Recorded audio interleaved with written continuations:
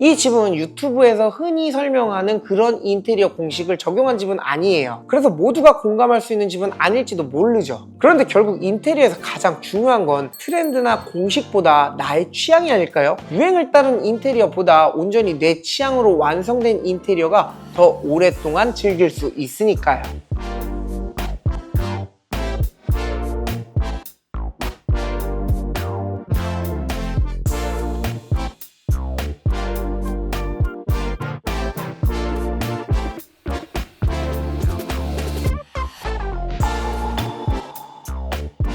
안녕하세요, 소프트콘크리트 김나물입니다. 요즘 인테리어 트렌드를 보다 보면 화이트, 크림, 아이보리 컬러의 몰딩과 걸레바지가 없는 그런 인테리어가 유행이죠. 깔끔하고 세련돼 보여서 많이들 하기도 하지만 사실 인테리어 실패 확률도 낮고 딱히 다른 대안이 없어서 남들을 따라서 선택하시는 분들도 있습니다. 오늘은 좀 다른 집을 한번 소개시켜 드리고 싶어요. 제가 지금 나와 있는 이 현장은 서초에 있는 50평대 3베이 아파트예요. 음각으로 디자인된 프렌치 중문, 요즘 보기 힘든 쉐보론 원목마루, 빈티지한 느낌의 모자이크 타일까지 집의 감도를 200% 끌어올릴 수 있는 그런 요소들이 가득한 공간입니다. 그런데 이런 디자인들은 시도하고 싶어도 자칫 조금 과하면 촌스럽게 느껴질 수 있고 금방 질릴 수도 있기 때문에 망설이시는 분들이 굉장히 많거든요. 제가 오늘 이 현장에서 부담스럽지 않게 프렌치한 디테일을 구현하면서도 시간이 지날수록 고급스러워지는 그런 공간 설계 노하우를 모두 다 알려드릴게요. 이 영상 끝까지 시청하신다면 남들과는 조금 다른 나만의 취향이 반영된 그런 공간을 만드실 수 있을 겁니다.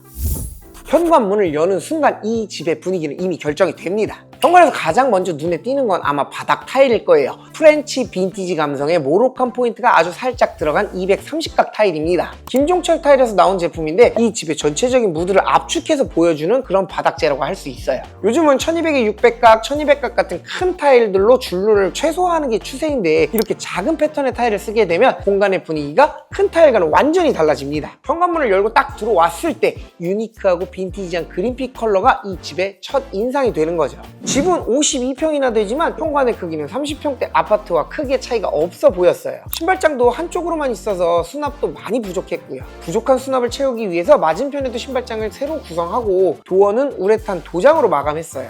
도장 도어는 걸레바지와 같은 컬러인데 벤자민 무어 OC25 계란광 컬러로 통일을 했습니다. 여기에 예쁜 손잡이를 달아서 수납과 디자인 포인트까지 모두 다 잡았는데 손잡이는 솔트탭에서 구매한 타원형 크롬 제품입니다. 기존에는 중문이 없었는데 이번에 공사를 하면서 프렌치 스타일의 중문을 달았어요. 현관의 폭이 1.5m 정도 여유가 있어서 두 짝을 모두 똑같이 열리는 정대칭 양계 중문으로 구성했습니다.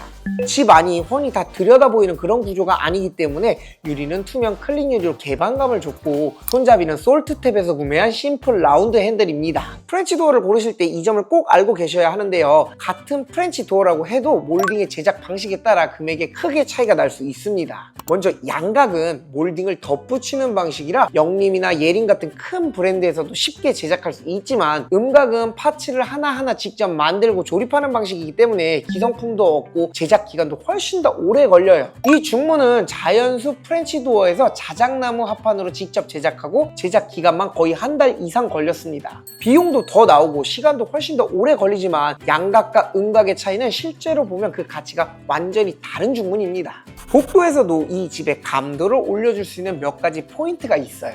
첫 번째는 걸레바지입니다. 요즘 몰딩과 걸레바지를 다 없애는 게 유행이지만 걸레바지도 잘만 활용하면 하나의 디자인 포인트로 만들 수 있습니다. 벽지는 신한 파사드 월가드라서 사실 걸레바지가 필요 없는 제품인데 굴곡이 있는 이 걸레바지가 프렌치 디자인의 핵심 요소이기 때문에 디자인 요소로서 집 안에 끌어들인 거죠. 그런데 요즘 이런 디자인의 제품들을 구하기도 너무 어렵더라고요. 그래서 여러 제품들을 찾아보고 직접 제작한 디자인까지 총 4가지 타입을 만들어서 현장에서 직접 적용해보고 가장 마음에 드는 예일 GF100 제품을 선택했습니다. 각 방의 문도 프렌치 스타일의 음각 장식 도어를 9mm 문선으로 시공했어요. 걸레바지, 방문, 문틀까지 모두 같은 도장으로 마감하니까 집 안의 모든 도장면들이 마치 하나의 톤으로 묶여 보입니다. 복도 끝에는 수납장을 하나 더 만들었는데요. 현관 양쪽으로 신발장이 모두 있어도 평수 대비 수납이 많이 부족하거든요. 현관과 같은 디자인으로 맞추고 하단에는 간접 조명을 넣어서 밤에는 이 조명만 켜두면 복도가 무드등처럼 은은하게 밝아집니다. 그리고 이 집을 특별하게 만드는 가장 중요한 아이템, 쉐보론 스타일의 원목마루입니다. 마름모 형태의 마루를 대각으로 맞물리게 시공하는 방식으로 바닥재 하나로 고급 호텔 같은 분위기가 완성됩니다. 쉐브론 마루는 시공 난이도가 일반 마루와 완전히 달라요. 깔려있는 방향과 마지막 조각 처리까지 계산해야 하는 거기 때문에 시간도 2배, 3배 걸리게 됩니다. 또 원목 마루이다 보니 수축 팽창이 생기게 되는데 겨울에는 피부 관리하듯 가습기로 평균 습도를 맞춰줘야 해요. 비용도 관리도 까다롭지만 원목 마루의 질감을 아시는 분들이라면 쉐브론 원목 마루가 주는 그 분위기는 다른 그 어떤 마루로도 대처할 수 없는 걸 잘 아실 거예요. 거실에도 짚어봐야 할 포인트가 3가지 정도 있는데요. 그 첫 번째가 바로 천장이에요. 이 집은 원래 건설사에서 운영하던 샘플 하우스였어요. 천장에는 숨 타일이라는 경량 타일이 붙어 있었고 거실 벽체는 전면 대리석이고 방마다 벽체는 다 제각각이고 포인트 벽지의 발목 등까지 철거량이 다른 집의 2~3배는 되더라고요. 무거운 장식 소재들을 수년간 넓은 평수에 매달고 있었기 때문에 천장은 부분 처져 있고 시간이 지나면서 여기저기 다 뒤틀려 있었어요. 그래서 기존 천장을 모두 다 철거하고 수직 수평을 처음부터 다시 잡고 시작을 했습니다. 이런 건 뼈대의 문제이기 때문에 인테리어를 할 때 해야 나중에 분명 후회하지 않습니다. 두 번째는 전열 교환기인데요. 이 집은 기존 천장에 전열 교환기를 철거하고 창문형 전열 교환기로 교체했어요. 고객님이 딱 3가지를 말씀하셨어요. 천장이 지저분하게 보이는 게 싫고, 두 번째로는 소음이 신경이 쓰인다. 세 번째는 지금도 집에 있는데 단 한 번도 켜본 적이 없다. 바로 이 3번째가 창문형 전열 교환기로 교체한 결정적인 이유였어요. 천장형은 6개월에 한 번씩 사다리를 타고 올라가서 커버를 열고 필터를 교체해줘야 되는데 번거로움 때문에 유지 관리가 어려워요. 그래서 LX 지인 창문형 전열 교환기를 넣었어요. 샤시폭 200mm 안에서 필터를 통해서 외부 공기를 들이고 실내 공기를 밖으로 내보내는 구조입니다. 제가 이게 천장형보다 낫다고 말하는 이유는 딱 한 가지인데 필터 교체가 너무 쉬워요. 소음도 거의 없어요. 천장형은 밤새 켜두면 우웅 하는 소리가 은근히 신경이 쓰이는데 창문형은 옆에서 귀를 대고 들어야 들리는 걸 알 수 있는 정도의 수준이에요. 가격은 샤시 하나당 8~90만원 정도이고 천장형 시스템보다 훨씬 더 저렴해요. 그래도 성능은 확실합니다. 세 번째는 조명인데요. 저층에 거주하시는 분들이라면 조명 계획을 좀 다르게 접근해야 해요. 이 집은 1층이에요. 저층이라면 날씨가 조금만 흐려도 실내가 금방 어두워지고 해가 들어오는 시간도 고층보다 훨씬 더 짧아요. 그래서 이 집의 거실에는 2인치가 아닌 3인치 다운라이트를 넣었어요. 2인치는 훨씬 더 깔끔하고 미니멀한 느낌이 있을 수 있겠지만 빛의 양이 제한적이거든요. 반면 3인치는 빛의 퍼짐도 확실히 넓어요. 같은 개수를 넣어도 바닥까지 닿는 빛의 양이 다르다는 거죠.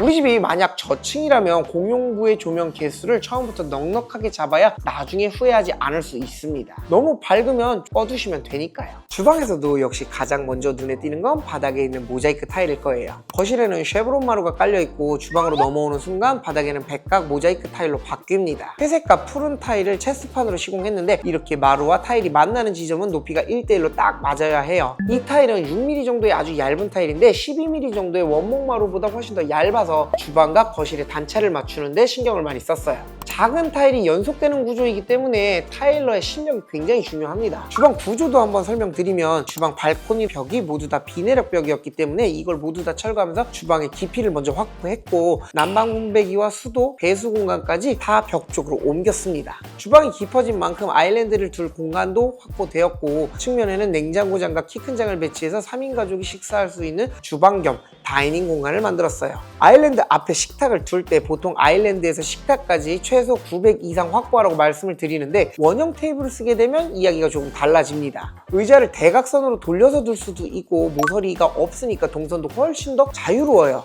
통로가 타이트한 주방일수록 원형이 답인 경우가 많습니다.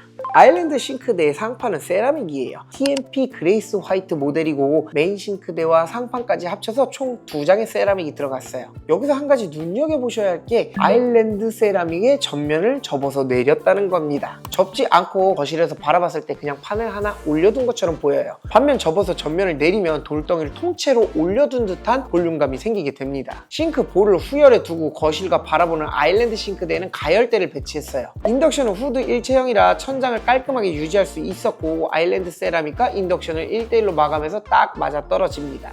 냉장고는 르페르 제품이 들어왔어요. 냉장고, 냉동고, 와인셀러 이렇게 세트로 들어갔습니다. 그런데 여기서 특이한 게 하나 있어요. 냉장고 바로 좌측장을 열면 키친핏 김치냉장고가 나와요. 고급 수입 냉장고 옆에 두게 되면 디자인도 손이 안 맞으니까 김치냉장고 전용 키 큰 장을 따로 짜서 숨겨두었어요. 다만 이렇게 넣을 때 반드시 챙겨야 할 게 있습니다.